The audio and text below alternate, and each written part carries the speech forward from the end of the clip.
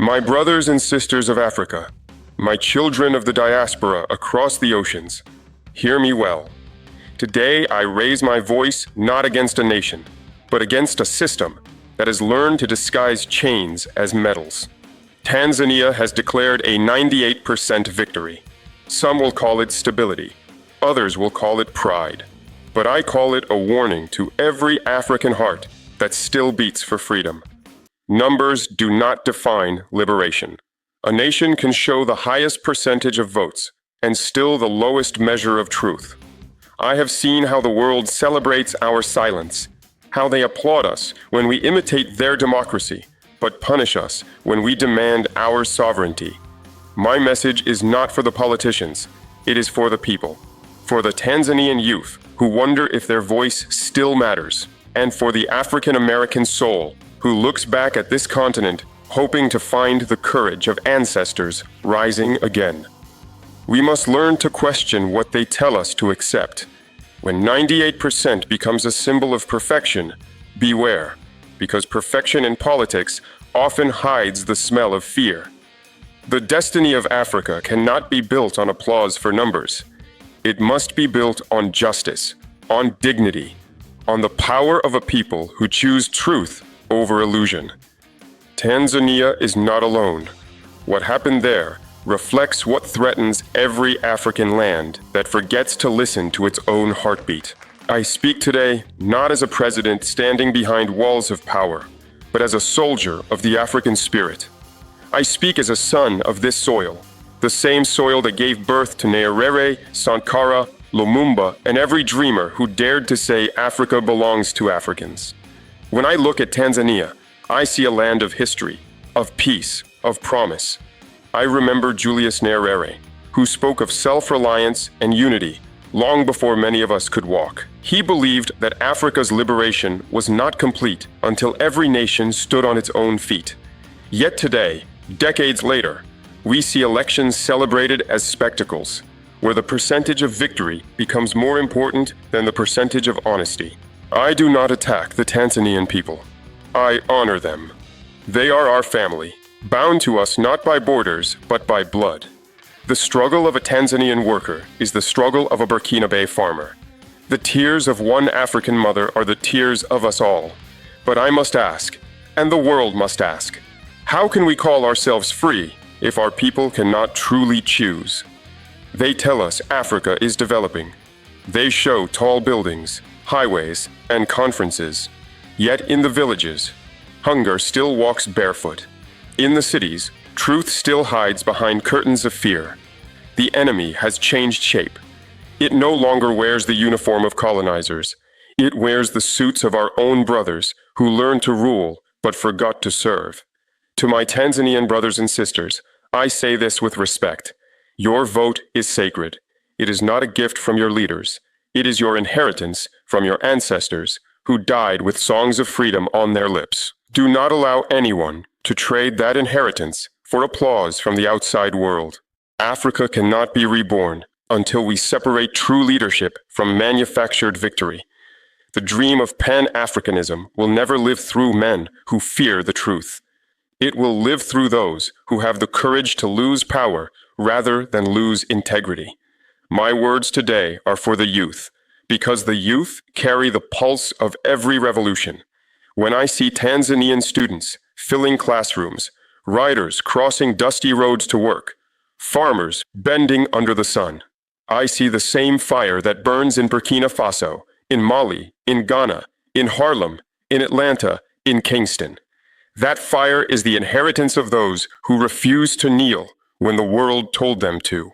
Young people of Tanzania, your nation stands at a crossroad. They will tell you politics is for the powerful, that you should stay quiet, study, and wait for opportunity. But opportunity never comes to those who wait. It comes to those who rise. You have a voice. You have a mind. You have the right to ask your leaders why a nation of such promise is satisfied with imitation rather than creation. And to my brothers and sisters of the diaspora, those who live under the flags of foreign lands, but still hear Africa calling inside their souls, I say this: Your struggle is not different from ours. When you face discrimination in the West, when your voices are silenced by systems that fear your truth, remember that the same chains are forged here under the disguise of democracy.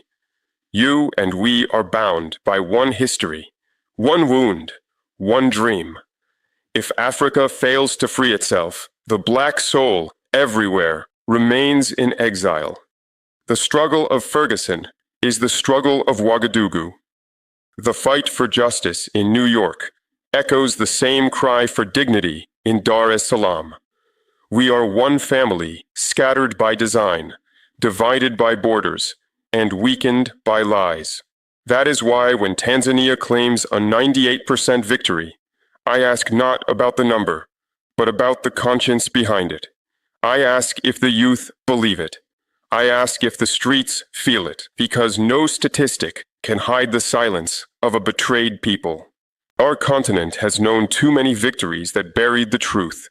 We danced for independence, only to wake under new masters wearing African faces.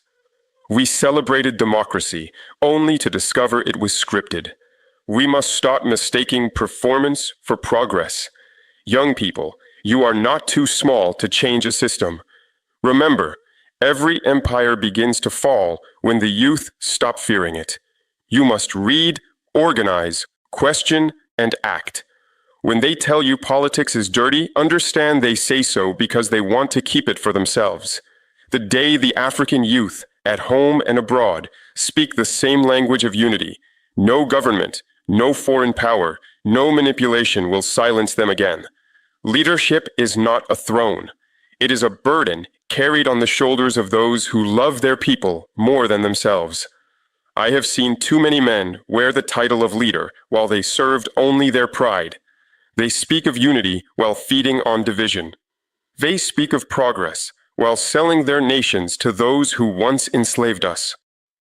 When I look at Africa today, I see two kinds of leaders. The first are those who rule for applause, who seek validation from the same powers that once conquered us. They measure their success by how often they are invited to foreign tables. The second are those who stand alone, rejected by the West, misunderstood by their own elites, but remembered by the people. I choose to stand with the second. Pan-Africanism was never about slogans. It was about the courage to say no to exploitation, no to dependency, and no to hypocrisy. Yet today, many have turned it into decoration, something to mention on Independence Day, but ignore every other day. How can we claim to honor Nkrumah and Nyerere if we fear to tell the truth they died for? Tanzania once gave Africa a voice of integrity. Julius Nyerere stood for justice and collective strength. He believed no African nation should rise alone while its neighbors remained in chains. He built schools, he spoke truth, and he refused to kneel to imperial pressure. That was the Tanzania the world respected. But what do we see now? A country where elections claim perfection and dissent is silenced in the name of peace. I say this not to condemn, but to awaken. For the disease that infects one African nation will soon spread to the others. When truth is strangled in Dar es Salaam, it suffocates also in Ouagadougou. When people lose faith in justice in Tanzania, the echo reaches Ghana, Nigeria, and South Africa. We are one body, and a wound in one part weakens the whole. My message to the presidents of Africa is simple. Lead your people, do not manage them. Respect your citizens, do not manipulate them. The power you hold belongs to them. The flags you wave are sacred because they were baptized in the blood of freedom fighters. Do not betray that legacy for temporary comfort or foreign praise. If a nation wins 98% of votes, but loses the trust of its people, that nation has lost everything. Real leadership begins when you dare to be questioned, when you protect the truth, even if it costs you your crown. Africa does not need rulers who pretend to be gods. Africa needs servants who are not afraid to be men. Until we understand that, Elections will remain ceremonies of illusion, and our independence will remain incomplete. To every African leader who hears my voice, understand this truth. The people are not blind. They are patient. They may keep silent for a season, but silence is not surrender. One day, the same citizens you ignore will rise like a storm you cannot contain. History has already shown us this truth, yet some continue to behave as if the old ways will always protect them. Look at what is happening across our continent. In West Africa, the youth are no longer asking for permission to speak. They are demanding a new order built on honesty and courage. In East Africa, the spirit of Nyerere still whispers through the streets of Dar es Salaam. Even if you silence voices, you cannot silence conscience. Tanzania's election is not an isolated event. It is a mirror reflecting a deeper problem across Africa, a fear of accountability. Too many governments have replaced service with self-preservation. They have learned how to build walls around truth and call those walls stability. But no wall can hold forever against the wind of awakening. My brothers and sisters in power, you must choose now to be remembered as builders of nations or as gatekeepers of deception. The people do not belong to you. You belong to the people. When you hold office, you hold the trust of generations. Do not trade it for applause from those who once colonized your land and now colonize your mind. And to the African diaspora, those in the streets of Chicago, London, Kingston, and Paris, hear me well. Your struggle is not foreign to us. The same system that profits from your oppression profits from the weakness of our states. The same hand that robs your dignity abroad steals our wealth here at home. That is why your awakening must join with ours. We must rebuild the bridge between the continent and its scattered children. The enemy fears that bridge more than any army, because when the African in America and the African on the continent begin to think together, act together, and invest together, no empire can divide us again. Tanzania's 98% victory should awaken all of us, not just as a number, but as a lesson. It shows how easily truth can be dressed in the clothes of success. We must learn to see beyond the numbers. We must read the language of the people's eyes, not the statistics written by those who fear them. Let this be Africa's turning point. Let the Tanzanian election remind us that freedom without honesty is only theater. Our liberation will not come from ballots alone, but from unity, integrity, and the courage to demand the truth, even when the world tells us to stay quiet. I do not speak only to criticize. I speak because I still believe in the greatness of Africa. I believe that from the dust of disappointment, a new generation will rise, one that will not be defined by colonial borders or tribal divisions, but by purpose. Africa must no longer wait for others to write her story. It is time we take the pen back into our own hands. When I travel through Burkina Faso, I see faces that mirror the strength of Tanzania, Ghana, Kenya, and the Caribbean islands. The faces of people who have lost much but still believe in the sunrise. This faith, this endurance is our weapon. The world expects us to break, but we will rebuild. The world expects us to compete, but we will unite. My vision for Africa is simple: a continent that feeds itself, educates its children, protects its women, honors its elders, and welcomes its diaspora home. I dream of a future where no African must cross the sea in search of dignity, because dignity will already live here. That dream begins not in palaces, but in the hearts of the people. To my brothers and sisters in the diaspora, I say, Africa has not forgotten you. Your ancestors' blood still calls from the soil. Your history did not begin in chains. It began in kingdoms, in courage, in sacred songs. Return, if not with your body, then with your spirit, your ideas, your investments, your solidarity. The bridge between us must not remain symbolic. It must become real. The powers of this world want us divided, because they fear the day when the children of the diaspora stand shoulder to shoulder with the children of Africa. They fear the day our resources are managed by us, our policies made for us, our dreams funded by us. That day is coming.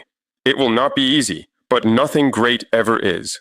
Tanzania's 98% victory may be remembered as a political event, but for me, it is a wake-up call. It tells me that we, as Africans, must redefine democracy for ourselves. Democracy is not a copy of the West. It is a reflection of our culture, our justice, our collective voice. It is not perfection in numbers, but perfection in sincerity. Let this message travel beyond Tanzania, beyond Burkina Faso, beyond every border drawn by those who once divided us. Let it echo in the streets of Chicago, in the markets of Lagos, in the villages of Malawi, in the alleys of Port-au-Prince. The age of awakening is here. And when history asks what we did in this time of deception, may it say, we chose truth. May it say, we chose unity. May it say, Africa rose again. My brothers and sisters, history is standing before us once again, asking the same question it has asked for centuries. Will Africa rise together, or will we keep falling apart one election at a time? I speak these words not with anger, but with purpose. The time has come to break the silence that has been sold to us as peace. Real peace is not the absence of noise, it is the presence of justice. When a government silences dissent and calls it stability, it is not building peace. It is building a prison with invisible bars. Look at Tanzania's 98% victory. Look at the celebration, the fireworks, the polished speeches. Behind the applause, I hear another sound, the heartbeat of a continent that is learning to see through the illusion. Africa is awakening. The people are no longer fooled by perfect results and empty promises. They are watching, learning, and remembering. I say to every leader across Africa, fear not your people. Fear only the day they no longer believe you. When a leader loses the trust of the people, no army, no propaganda, no election can save them. The power that builds nations comes from the ground, from the streets, from the farmers, teachers, mothers, and students whose sweat holds the land together. Serve them, listen to them, because they are the nation, not you. And to the diaspora, my family, spread across oceans and continents, your time of watching from afar is ending. The children of Africa abroad must rise to defend the truth of this land. Support the youth movements, fund schools, speak against injustice not only in America or Europe, but in Africa itself, because your silence here strengthens the chains that still bind you there. We must create our own future with our own hands. The world has had enough of our tears. Now it must witness our transformation. We must refuse leaders who sell our minerals but not our dignity, who speak of progress but never of freedom. The destiny of Africa cannot be outsourced. It belongs to us. Let this message go to the mountains of Tanzania, the plains of Burkina Faso, the streets of Nigeria, and the alleys of Detroit. Let it cross every ocean and pierce every lie. The time has come for us to stop reacting and start building. Africa, the world may doubt you, but I do not. You are not weak. You are not lost. You are the mother of civilization, and your children are finding their way home. So rise, Africa. Rise with truth. Rise with unity. Rise with courage, for the chains of illusion are breaking, and the dawn of real freedom is near. When the dust of this generation settles, and our grandchildren ask what we did when truth was under siege, may they find our footprints carved in courage. Let them say we did not bow to numbers or surrender to fear. Let them say we chose the hard path of truth when the easy road of silence tempted us. I know the road ahead will not be smooth. Those who speak for freedom will be called rebels. Those who fight for dignity will be called threats. But remember this, every revolution begins with those who dare to believe the impossible. to Tanzania, to every African nation, and to the sons and daughters of the diaspora. Hear me now. Our time has come. No foreign voice will define us. No false victory will divide us. And no chain will hold us again. The empire of lies trembles when the people begin to think for themselves. Let this be the generation that wakes, the generation that builds, the generation that finishes what our ancestors began. History is watching. The ancestors are listening. The children are waiting. And I, Ibrahim Traure, say to all who still believe, Africa will rise, because truth can no longer be buried.